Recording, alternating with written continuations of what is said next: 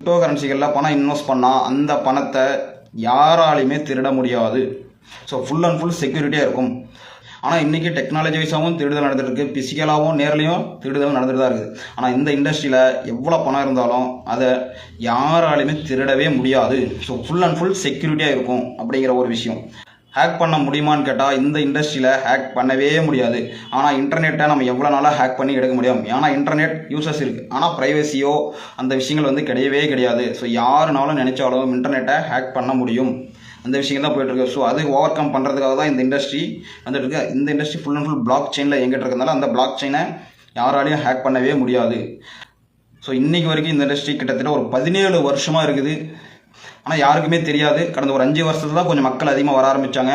அதுலேயும் கடந்த ஒரு 1.5 வருஷமாக தான் உலகம் பூரா மக்கள் வந்து உள்ளே வர ஆரம்பித்தாங்க. அதாவது பெரிய பெரிய நிபுணர்கள், டொனால்ட் ட்ரம்ப்பு, அவங்கெல்லாம் பார்த்திங்கன்னா பெரிய பெரிய உலக கோடீஸ்வரர்கள் எல்லாமே அதுக்கான புரிதல் எடுத்து அவ்வளோ ஃபண்டு அவங்களும் வந்து இன்வெஸ்ட் பண்ணியிருக்காங்க.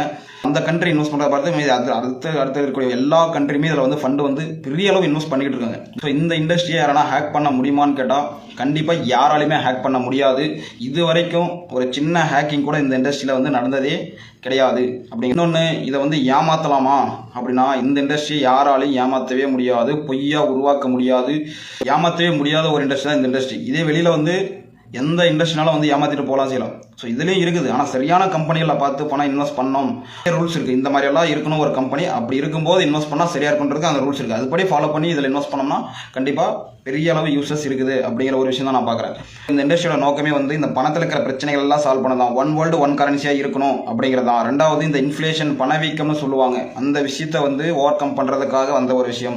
ஸோ இதை யாரானா திருட முடியுமா இந்த இண்டஸ்ட்ரியில் இருக்கிற பணத்தை அப்படின்னா திருடவே முடியாது. யாரானா ஹேக் பண்ணி எடுக்க முடியுமா, ஹேக்கிங் பண்ண முடியுமா, ஹேக் பண்ணவே முடியாது. இன்னொன்று, யாராலையும் இது ஏமாற்ற முடியுமானா ஏமாற்றவே முடியாது. ஸோ மெயினாக இந்த 5 ஒரு ரீசனாலையும் இந்த இண்டஸ்ட்ரி, அந்த ரீசனால தான் இந்த இண்டஸ்ட்ரி வந்து ரன் ஆகிட்டு இருக்கு.